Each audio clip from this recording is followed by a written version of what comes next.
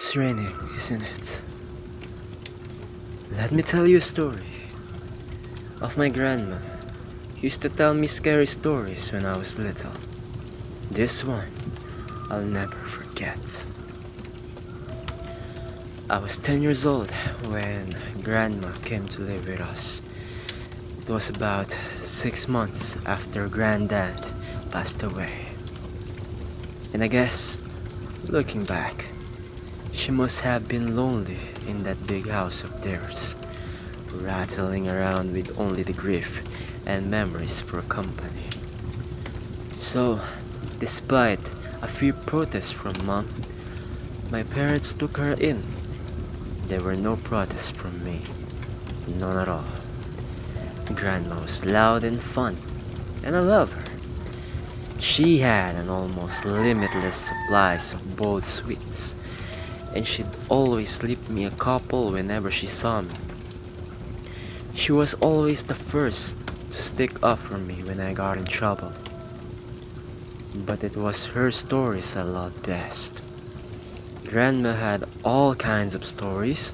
Stories about growing up during World War II, and stories about the things she'd get up to with her friends on the south coast.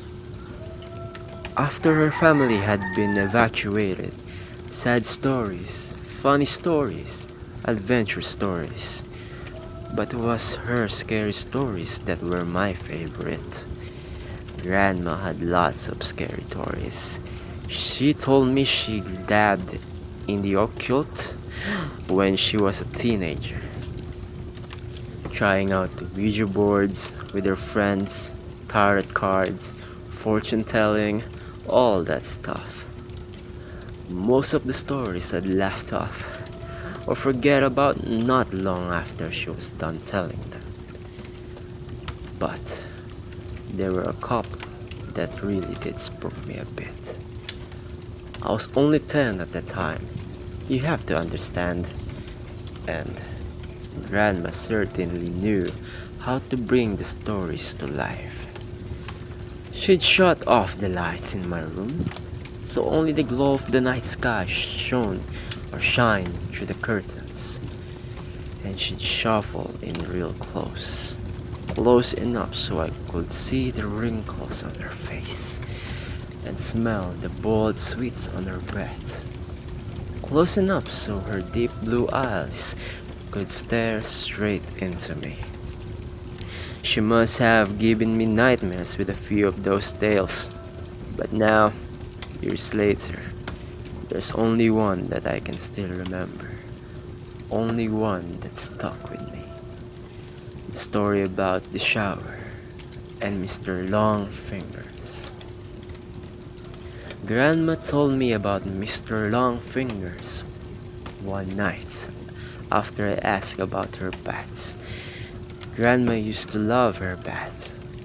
She'd spend ages in them, like candles and incense, and lie in the tub humming to herself until the water turned cold. It drove my mom crazy, but when I asked her why she loved them so much, she said it was the only place she could relax. It was the only place that was safe for her to relax. You know, people like me who are, well, more sensitive to certain things, we have to have bats, she told me seriously one night, shuffling closer on the bed. I couldn't possibly spend that long in the shower. It'd be far too risky. Grandma stared at me with those blue eyes of hers, unsmiling, and I knew it was time for one of her stories, one of the scary ones. I shivered with pleasure and pulled the covers up to my chin. Why is it risky, Grandma? She half turned to look out the window, watching me from the corner of her eye, pausing for effect.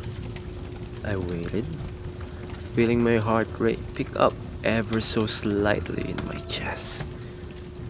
Well, she said after a moment, It's only risky if you close your eyes. Of course, if you close your eyes for longer than 10 seconds. What do you mean? Why? Well, do you ever play that game in the playground with your friends? The one where someone turns their back and the others sneak up on them when they're not looking. I nodded, and Grandma nodded back. Exactly. So that's what it's like in the shower when you have your eyes closed. It's what it's like with Mr. Long Fingers. A cold itch tickled back.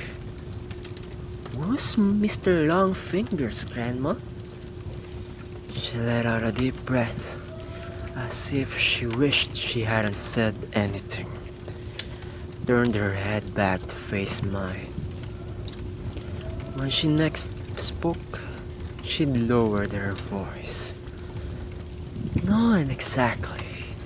No one knows exactly, Grandma whispered. Something is a creature that's attracted to the heat and smell we give off in there. Others think it's a demon that finds a way into our realm through the dense stream clouds. No one can say for sure, because the only ones who have actually seen Mr. Longfingers aren't ever going to be able to tell you. I pulled in a breath. Why not? Grandma shuffled closer along the bed and leaned towards me, leaving me question hanging in the air. Don't you worry about it, sweetheart. Don't you worry, pretty head. As long as you remember the rules, you'll be fine. What rules? Well, when you're in the shower, you try not to close your eyes for too long. 5 seconds is fine, and 10 is just about okay too. But any longer than that... Yeah? Then what? Well, any longer than that, and you may just start to feel something in the room with you. Something watching. And if ever go longer than 15 seconds, that's when you might start to hear a noise too. Hear what? The soft tap, tap, tap of fingers on glass. Fingers drumming against the glass door of the shower. If you do ever hear that noise, God forbid, will you make me a promise? What, Grandma? Promise me you'll never open your eyes. I barely slept that night, hardly at all. I closed my eyes and tried to relax, but every time I did imagine a face pressed against my bedroom window, staring in it at me. And when I did finally get to sleep, I had nightmares, bad ones. I had them all week. In fact, dreams about these embodied eyes watching me in the dark, and long fingers reaching out to touch my exposed skin. It wasn't any better when I was awake, either. Not really. The shower was the worst. That's when Grandma's story really got to me. I'd never thought about it before, but suddenly I had trouble shutting my eyes in there. I'd be standing beneath the beating shower, the water shampoo running down my face, and as soon as I squinted my eyelids closed, I'd hear Grandma's voice running through my head. 5 seconds is fine, and 10 is just about okay too.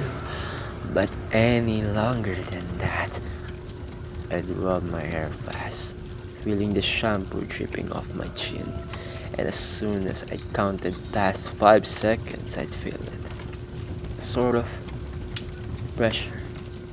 Not a feeling of being watched exactly, but something close to that. I'd run my fingers faster and faster through my hair, frantically trying to get the suds out, and the ready blackness behind my closed eyes, coupled with the rush of water in my ears, would feel like a held breath, like the silence before a scream. The seconds would open my eyes again, that I'd rather sometimes do it before my hair was rinsed fully cleaned, and my eyes would sting with shampoo. But before I shut them again, I'd always be sure to peer out through the stained glass door of the shower cubicle, just to make sure I was still alone. It wasn't long before Mom realized something was up. She heard me crying out in my sleep one night and came in to comfort me, asking me what's the matter, and it all came out. I told her about Grandma's stories and about Mr. Longfingers. She got this look on her face when I was telling her, like she used to get with me when I'd made her really mad. This wide-eyed, angry look. Only this time, she wasn't angry with me. She was angry with Grandma. My parents' room was next to mine, and sometimes if I pressed my ear against the wall, I could hear them talking in there. Soft whispers. That night, though, after Mom was satisfied, I wasn't scared anymore, and she'd gone back to her room, the whispers weren't soft at all. I heard Mom hissing to Dad about Grandma, about the stories she told me. Mom's voice floated through the wall, sharp and crisp. "You know what your fucking mother said to him now, don't you, Simon?" Dad's response with an unintelligible mutter. "She's told him there's a monster that'll get him if he shut his eyes in the shower. A monster the poor kid's been having nightmares about it all week. Seriously, Simon, you'd better say something to her. You'd better say something to her tomorrow morning, first thing, or I will." Grandma came to visit me in my room the following night. That time, as she perched on the edge of my bed, there were no stories, nothing like that. Grandma just sat there and stared down at me, her blue eyes wide and sad. The light from the moon outside my window lit up her wrinkled face. "You know I'd never let anything bad happen to you, don't you?" she said after a moment. I nodded my head. "I know, Grandma. You know I wouldn't let you come to any harm." I nodded again. "Okay, good. That's good." She looked away from me for a moment out the window. "You know the things I tell you in the evening are meant to help you, sweetheart. They're meant to toughen you up a bit, protect you." She paused and shook her head. "But maybe your mom's right. Maybe I went so far this time." She looked down at me and smiled. But even then, even though I was only 10 years old, I could tell it didn't quite reach her eyes. "I'll tell you what," Grandma said. "You know what? I told you about Mr. Longfingers and the shower.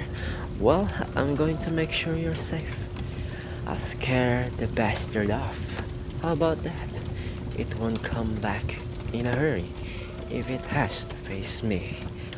I stared up at Grandma, watching her face glow in the moonlight, watching her smile down at me. I nodded my head once. I was the one who found her. I don't know when exactly happened, but I guess it was about a week after we had that talk in my room. A week after she told me she wouldn't let me come to any harm.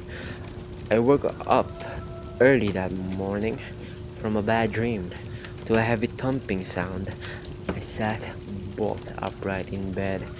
My room was quiet around me, and I couldn't hear anything from the wall that joined my parents' room either. But the house wasn't entirely silent. Floating down the hall, muffled by my closed door, I could hear the sound of rushing water, the noise of the shower. I leaped out of the bed and ran down the upstairs hallway, heart already pounding in my chest. As soon as I reached the closed bathroom door, I started banging on it. A deep terror was welling up inside me like cold water from a well, something I couldn't place. And I kept banging and shouting, "Grandma!"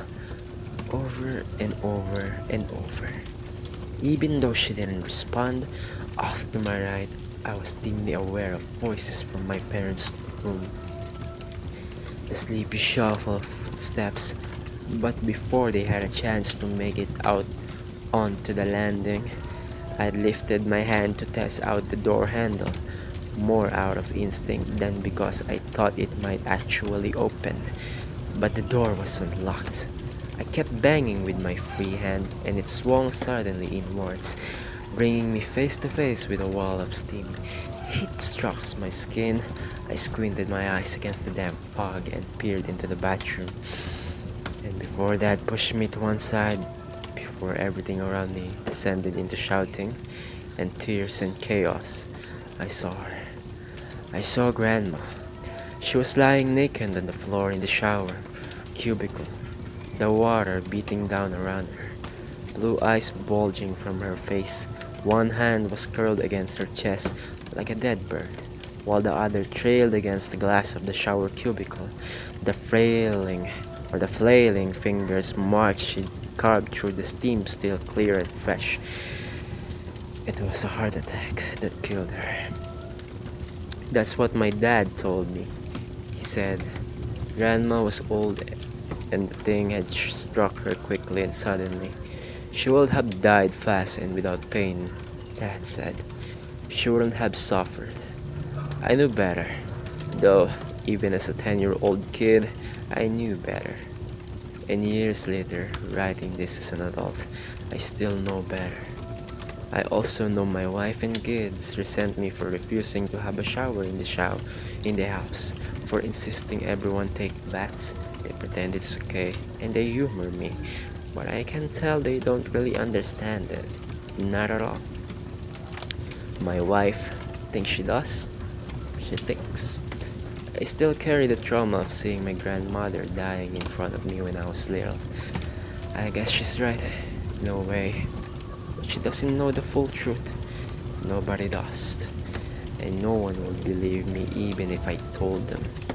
No one would believe me if I said the reason I didn't take showers, the reason I haven't had one since I was 10 years old, isn't because I'm scared from the sight of a dead body.